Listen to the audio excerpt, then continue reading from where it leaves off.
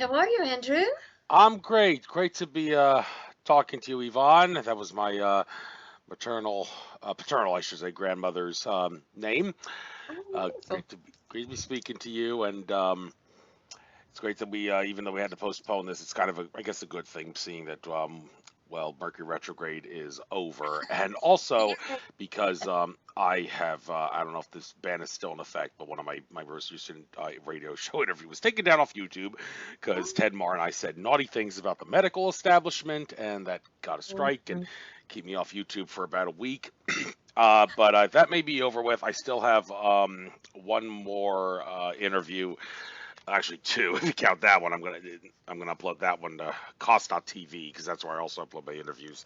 To upload before I upload yours. This interview that I'm doing with you right now is a landmark interview, though, because it will be the first interview in which I'm going to be charging my listeners to listen to a portion of the interview. I believe the time has come for me to finally show respect for my own work by doing that. 60% of my shows, well, the first of the show, 60% of the show will be free, and then the final 40% of the show, about 40%, I'm going to have to require listeners to pay me on Patreon to be able to listen to it. I will say during all my shows from this point onward, when that point is, saying from this point onward, you will have to pay me on Patreon to listen to the rest of the show. And with that being said, also, since many of my shows now are going to be pay-per-view, all of them are.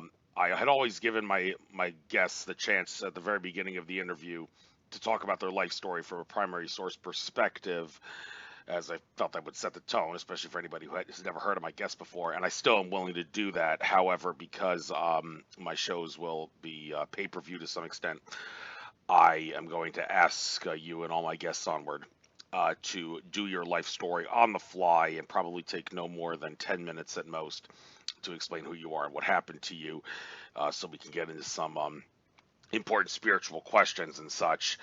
I also may have to give a slightly longer than normal disclaimer because of all these updates at the beginning of the show before I give you the chance to have the floor to tell your life story for 10 minutes. But that's what comes with the changes that are coming, and it's great we're out of Mercury retrograde and shouldn't expect too many problems. So I have your website up. I also have your YouTube channel up, as to give me some talking points throughout the course of this program. So I'm going to do a 5, 4, 3, 2, 1 countdown, and then I'll say, Yvonne Perry, welcome to Nature of Reality Radio, and say where I heard it from. It was you did an interview with Neil Gore of Portal to Ascension, and I think he described you as a walk-in. Well, he describes a lot of people as walk-ins when he titles his videos. Maybe you can get into your life story why he would use that term, if that is an appropriate term. Um, but after that, you'll have the floor to tell your life story for about 10 minutes or so, and then we'll get into the nitty-gritty questions. Okay. So, without further ado, 5, 4, 3, 2, 1.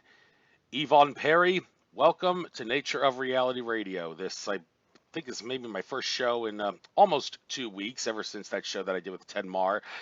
Got the boot off YouTube because we said naughty things about the medical establishment. I will still upload that video to cost.tv, just like I do all my shows. And listeners, please listen to my shows on cost.tv rather than YouTube. Cost.tv allows you to monetize based on how many listeners you have. It's a blockchain channel.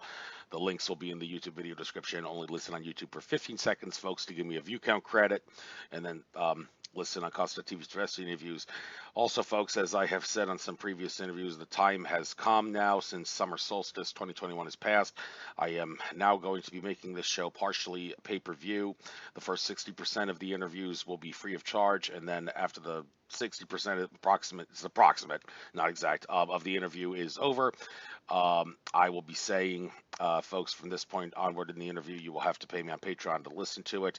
I'm not doing 2-hour shows anymore. I had been doing 2-hour shows since when I started the show in 2013. It was great for getting out a lot of information, but it was not so good for getting a lot of subscribers to want to keep jumping on the show bandwagon, because by nature humans have lousy and pathetic attention spans, and doing 2-hour and a half hour shows is going to cost you in regards to getting a big audience. So I thought it was probably in my best interest to make my shows 60 minutes to no more than 80 minutes, maybe 90 minutes if it's really, really serious, important stuff.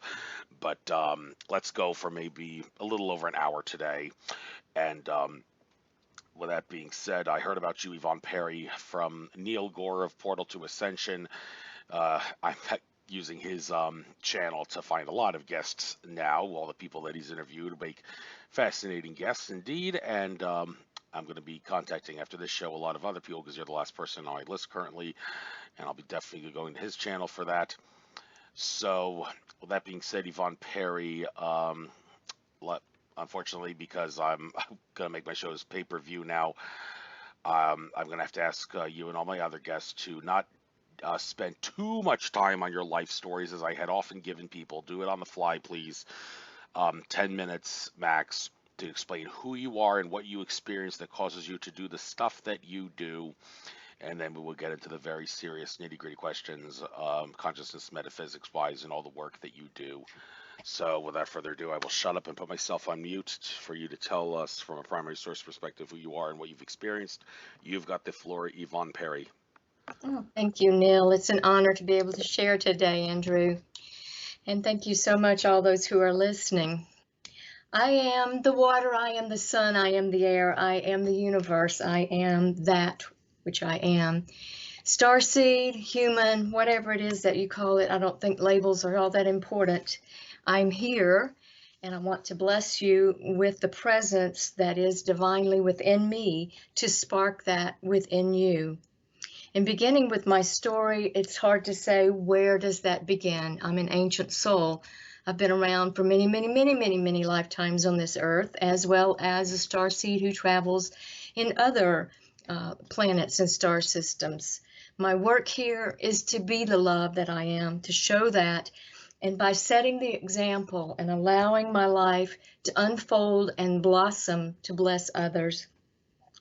I began my religious education, if you will, when I was 2 weeks old, and my father and mother took me to church and dedicated me to the Lord, and thus began 40 years of training and learning the Bible and all the Christian values and doctrine.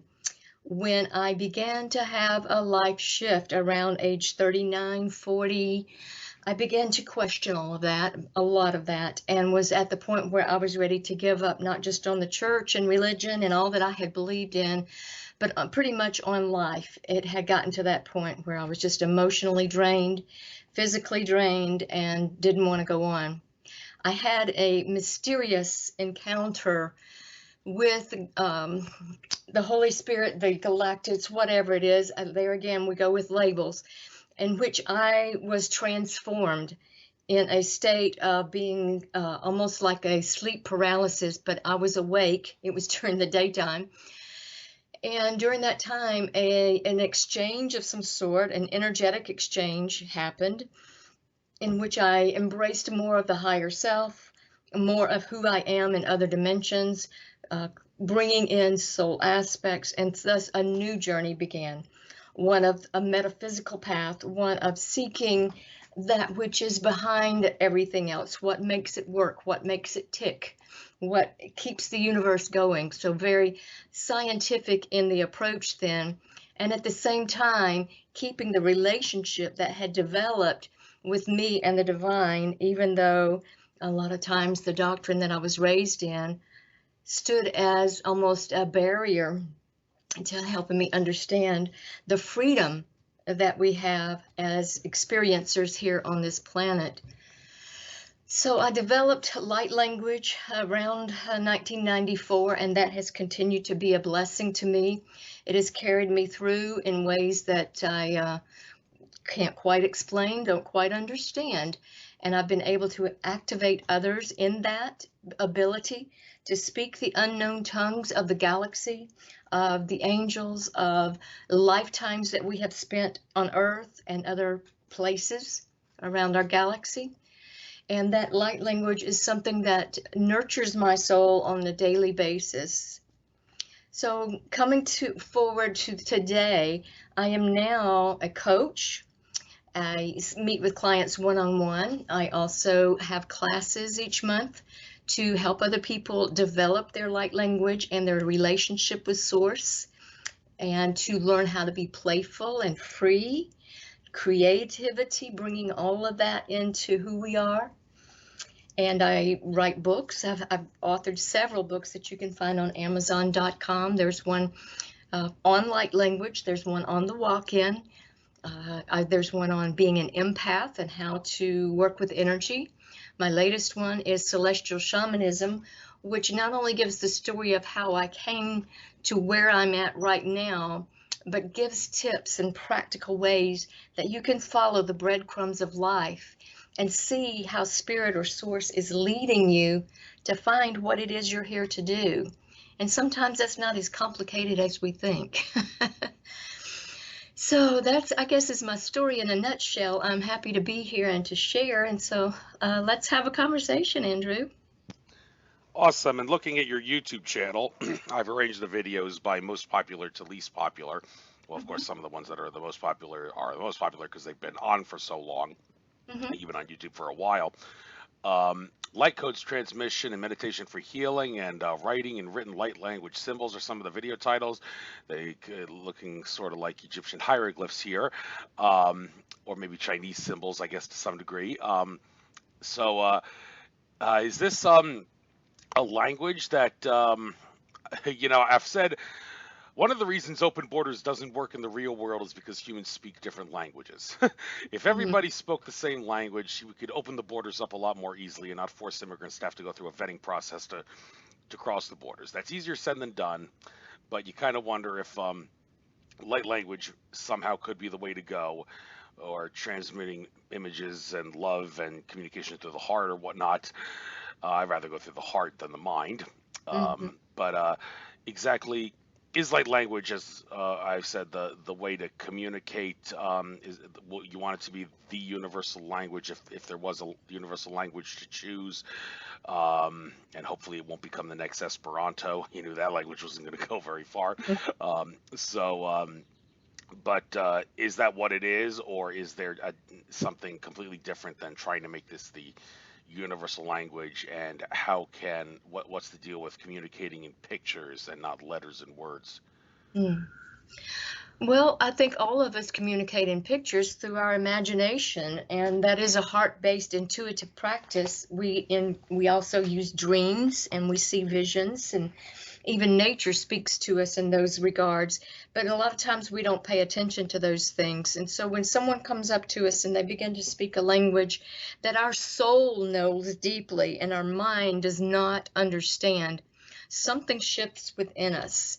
If we're open to that, if we're really open to finding a common ground between us, it is in that heart-based communication, whether it's telepathy or pictures or the heart-based love of the universe is what we're all made of, and it's what we're all seeking. And yet it's the very thing that I think many people are so afraid of, because it causes us to be vulnerable.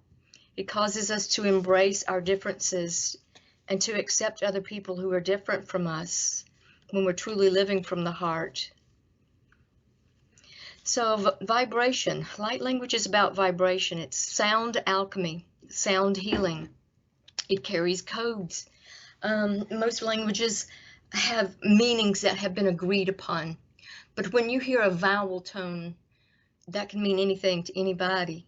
It's like art, and it can be interpreted. One person will see something in an abstract that another person does not see. And when we are really attuned and our hearts are attuned to what it is that the picture is revealing to us, we will get the information that we need, even without sound, because the vibration is love, and the vibration is such a high vibration, it speaks directly to the cells of the body, to the DNA, to the psyche, to the brain, to all parts of our experience, our soul aspects on many different levels, planes, realms, and dimensions. So is it a language? Yes. But is it more a vibration and an encoded instruction? Yes, it's that too.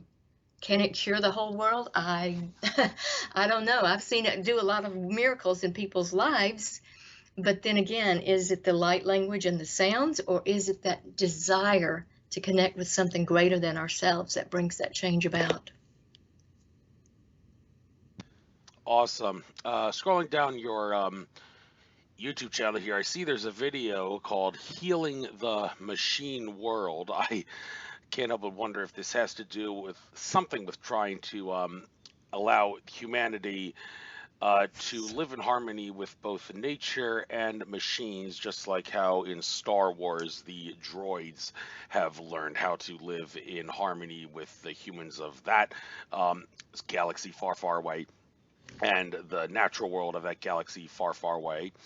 David Icke, love him, hate him, he does spew a lot of fear porn, but he does get a lot of truth out nonetheless, has pointed out how 2030, he expects that to be the year when singularity of sorts, I guess, is the year that he sees it happening, where humans and machines will, we could be working interchangeably, although I'm sure that even though he spews a lot of fear porn, he is on a positive timeline, because he's always said that ever since 2012, the Mayan calendar ended, he expects the vibrational frequency to keep increasing and increasing and increasing. It's a shame he talks about negativity so much when he believes that, but if we are on a positive timeline and we're not going to be in like the Terminator movies, where in the year 2029, the Terminator was sent back to 1984 to kill Sarah Connor. That was a negative timeline in those movies where the machines had taken over. But this, the machine world that David Icke talks about happening around 2029, 2030, I would hope is a love-based world. The problem is, though, a lot of people say that machines and nature don't mix. I've been to a couple medicine healings this warm weather season in Philly, and one of the common trends there is turn off your cell phones, please. Well, some people have to keep it on because they're expecting a call or whatnot, but I mean, do we have to do that? If the machines can live in harmony with nature, we shouldn't have to turn them off if we're in the natural world, if you get my drift. So is that what this is about? And what exactly do you mean by healing the machine world?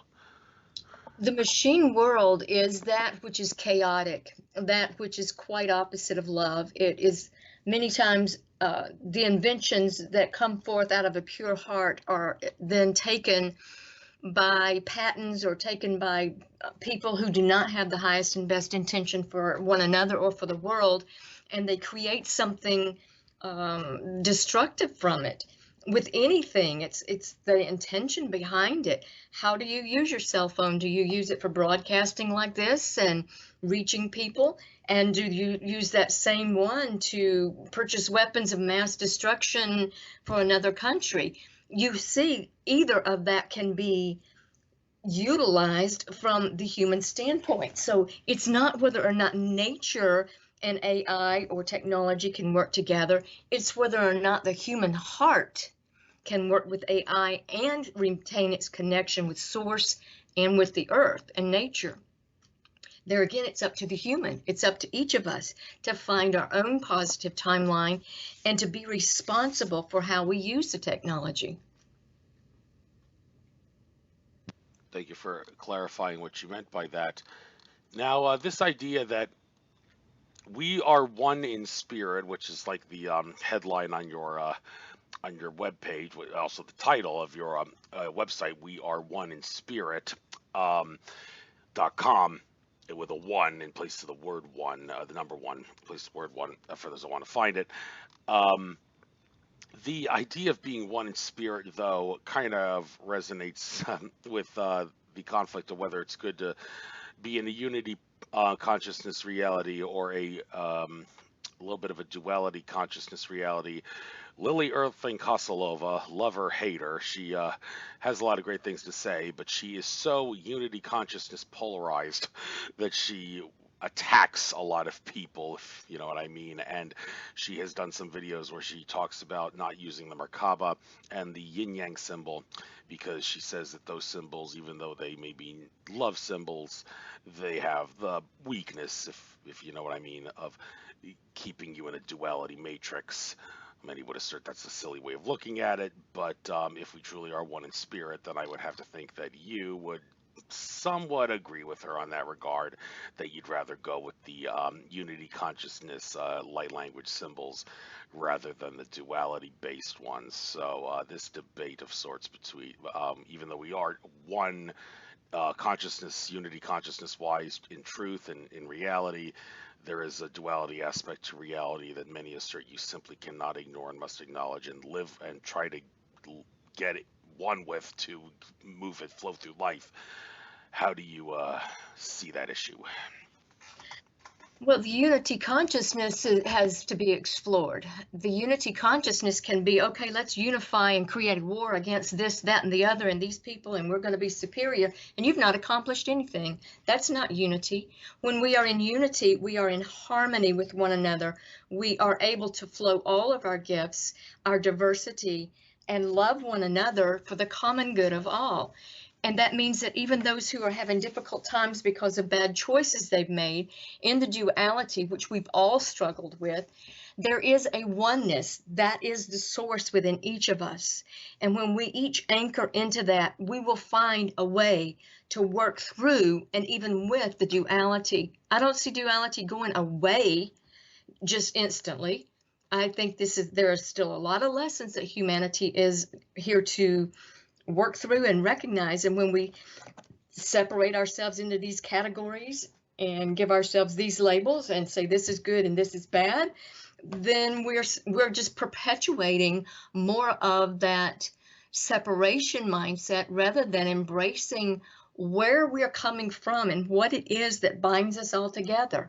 We all breathe the same air. We all have blood. We all have a human form of some sort. And we all have the divine nature within us. It's like the sun is always shining. The light is always there. But sometimes the clouds obstruct the sun. And rather than saying the sun's not out, instead we'll just say the clouds are in the way of the sun. It's the same thing with humans. There's light in all of us, even those who are doing the very darkest things, but they have so much in the way. A lot of times this comes from abuse, from the way that these people are raised as children, from the horrible things that were done to them. And when you come into a place where you're willing to look at your shadow side and to deal with each and every one of those hurts and mishaps, you'll come to a place within yourself where you're in harmony with the one, with the source, and you don't go out looking for ways to divide and conquer the world. You look for a way that everyone can prosper, that everyone can be at peace. Very good advice. And well, some people have trouble being able to live peacefully. There's a video you have here that you've uploaded 5 years ago called Healing Inner Child Trauma. Not sure what this video exactly is about. Of course, I haven't seen it, but when you think of child trauma, you may think of how when people are very, very young, if they're traumatized at a young age, it's gonna hurt them for a while. You know how the underground military industrial complex uses mind control to traumatize people at a very young age, to implant honeycombs in their brains where you can implant a trigger word, and then many years later trigger that word, and then they'll shoot up a school or something like that. Mm. Now, when I think about how to heal inner child trauma, and also this is very pertinent now with the shots that are being given to a lot of people. Oh boy, I hope this saying this doesn't cost me another video boot, but the being put into people and all that, and how it's hurting people and what it's doing to people and all that. I mean, because of this virus that should not be named and all. I mean, is there a way to heal this trauma by, well, some debate the best ways to heal it is, one, realize your infinite consciousness and you have the ability to overpower every damage that's done to you. Well, that's easier said than done, especially for children who are young and haven't had the experience of how to use metaphysical work to heal themselves. And then there's also the do we have the ability, they ask, to ask our guardian angels and spirit guides, Archangel Raphael and all the rest of them, to heal us, heal the damage that was caused through the the needles and any trauma that may have happened when we were young. So, what are the best ways to heal trauma in your mind's eye? Well, for one thing, to not resist what is coming up for healing. If there is a trigger, and we all have had triggers, there's something that's happening in your life, my life, everyone's life, that is covered up. It's in the psyche, it's buried, it wants to come up for healing. And when it comes up, many times we push it away. We don't want to deal with it. We don't want to cry. We don't want to be emotional. We just pretend like that didn't even happen. But when we can embrace that and going, oh, here's something to look at. What within me needs this healing? So you can call on your guides if you want to, but you can also just work with it. I'll give you a perfect example. I had a friend here over the weekend, and we were doing some crafting, and I asked her to take this piece of fabric over to the ironing board, and would she iron it for me? And there was hesitancy, and I thought, well, that's strange. But she went on over to the ironing board, and she turned on the iron and waited for it to heat up, and I'm just kind of watching. And she starts crying, and she irons that piece. And I said, what's going on, Becca? And she says, ironing just triggered something from my childhood where I was made to iron all the clothes for our entire household when I was just a young child. Never got a thank you. And that, she said, I didn't realize that was still hurting within me until I picked up this iron. I haven't used an iron in 20 years. But picking it up was a trigger today. And I was so glad to be there to witness that, because then she had the freedom to cry if she needed to talk it through, and to just find the healing within herself and within our friendship to move past that. Then she said, I think I'm going to do a little more ironing when I get home, because see, she's still willing to work with whatever's left of that trauma. Yeah, funny you mentioned ironing. I actually, I don't have to iron. I actually have a housemaid. I live in a garage apartment on my parents' property, and this lady who was hired to be my babysitter when I was 1 busy month old, we decided to let her stick around all this time, 35 years later, to work as a housemaid for us, and I sometimes see her as a second mother of sorts. She does ironing sometimes, and I recently put a sterling silver chain around the iron, and I've decorated a lot of things in my house with sterling silver. My old man has criticized me, saying it's kind of obsessive and all that, but I happen to believe that silver can do good things, and I even put one around the watering can, thinking that having a silver on the iron or the watering can can actually have the ability to use those tools in a more magical way than they otherwise would if the silver wasn't on it. Well, then it would be affecting the housemaid more so than it would be affecting I when she's using it. But I guess I might as well silence the critic in my old man if he thinks that getting a little too much silver is kind of unhealthy, obsessive sometimes if you're putting it to decorate all over the house. Can it actually do things like putting silver on an iron, like I just did, to cause magic in the way that that lady all of a sudden had magic with the with the iron that she was using for whatever the reason? And I think, Andrew, it has to do with what resonates with you. What does the silver mean to you? It's not about pleasing your dad. It's not even about taking offense to what he says. I mean, he's working through his issues. Maybe he's got something that he's still not acknowledged from his childhood, where he was criticized for being over obsessive about something, or liking something too much, or being in his fantasy world and creating magic. And so he shut that down. And the thing about humans is, when we feel like we're supposed to shut something down, we're good evangelists, and we want everybody to shut it down and be like us. And that's the way we get ourselves into so much misery, rather than accepting ourselves for who we are and what we like, and embracing the silver or whatever it is that you find brings you joy and your magic. Instead of doing all of that criticizing, what if we just looked into it and say, isn't that interesting how Andrew puts silver on things?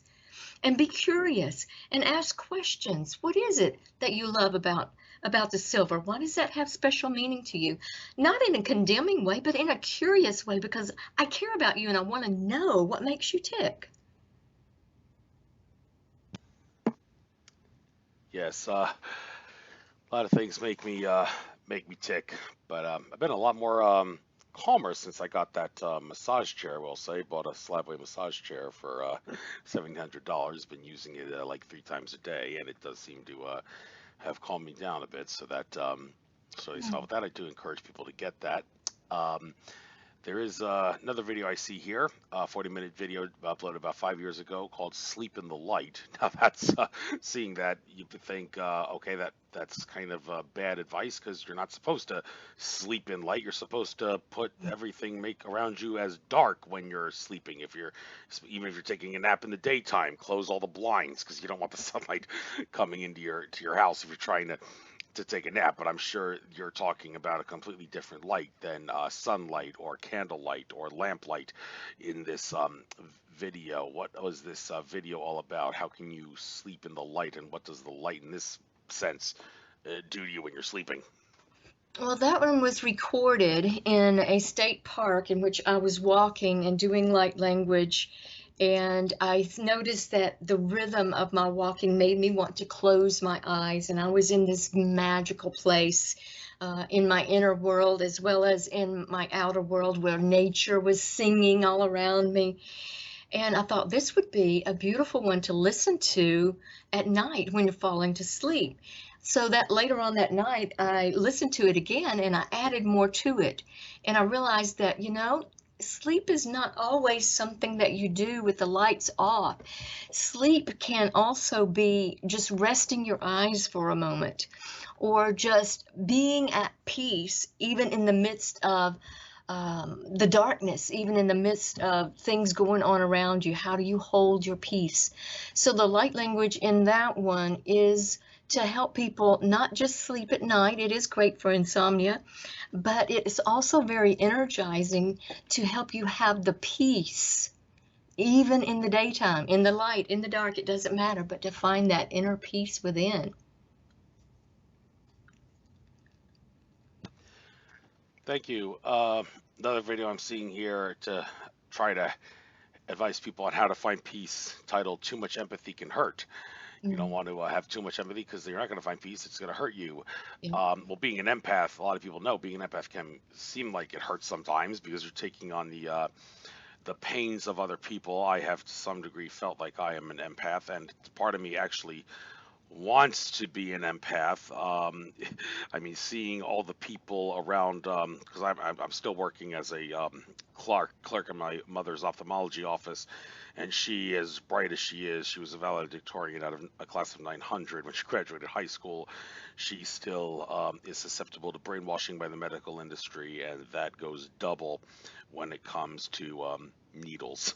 So it seems like everybody at the business wants to get the needle for the virus that should not be named. And I can't help but want to be an empath for everybody.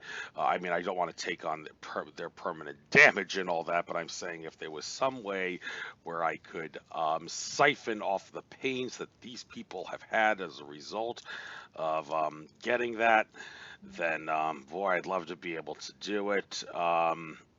Well, some would say you're being silly. Don't worry about other people's problems. Well, I'm sorry, I can't help it. I love these people so much. So, how does one become an empath without hurting themselves too much? Well, being an empath is just being in your heart space and having compassion for everyone and everything, but it does not mean that you have to take responsibility and make choices for people or to take away their experiences. Now, are they asking you to help them? If so, then jump right in there and help them. But if they're not, then we have to ask ourselves, is this really mine to do?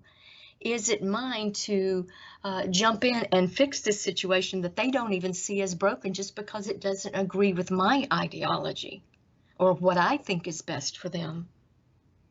So many times it's a matter of our energy not minding its own business, running out there and trying to fix things that the other person is not asking to be fixed. It's almost like being a busybody energetically.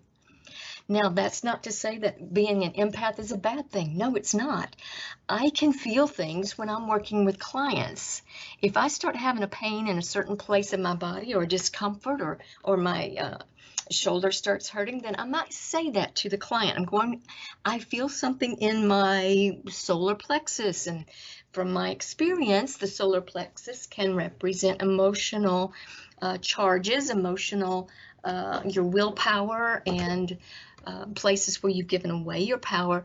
And so if there's something in that solar plexus now that needs to be transmuted or alchemized into a different frequency, then let's do it. And I use the light language to do it. And then my solar plexus will stop hurting, and their solar plexus will stop hurting, and they will start to feel the release. The tears may come, the laughter may come, the peace may come, but there's something that changed in that moment. But these are clients who have asked for my help. I don't just go around and offer help where it's not asked for.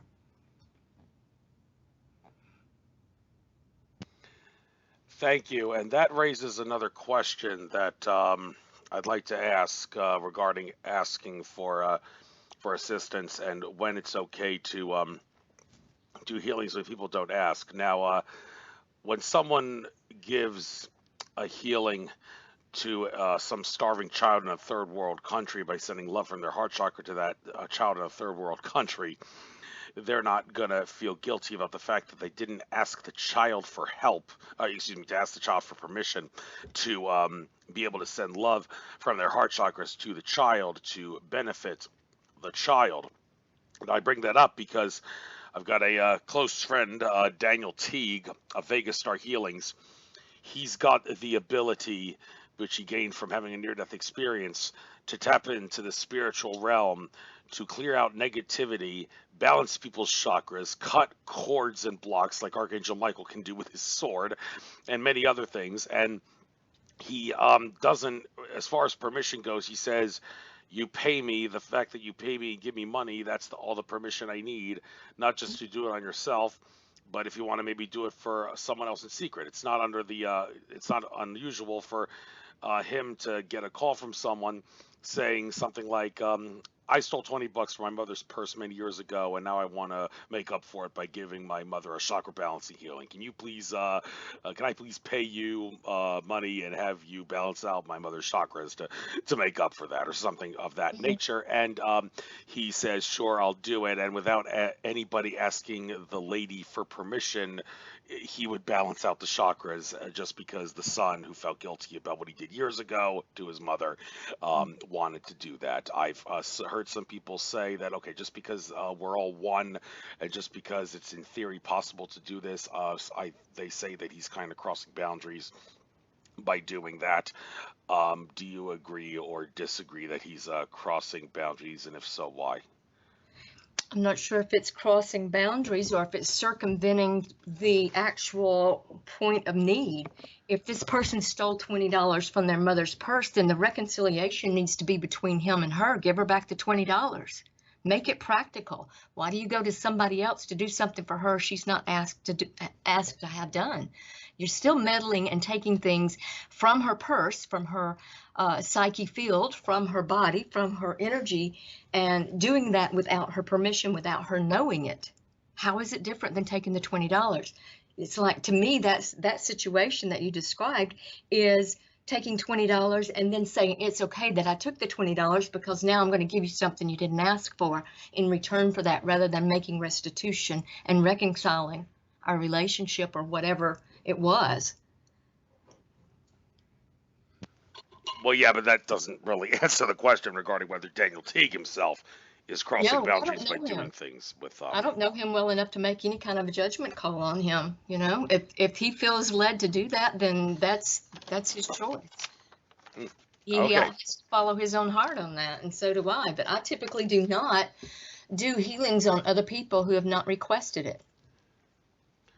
Hmm.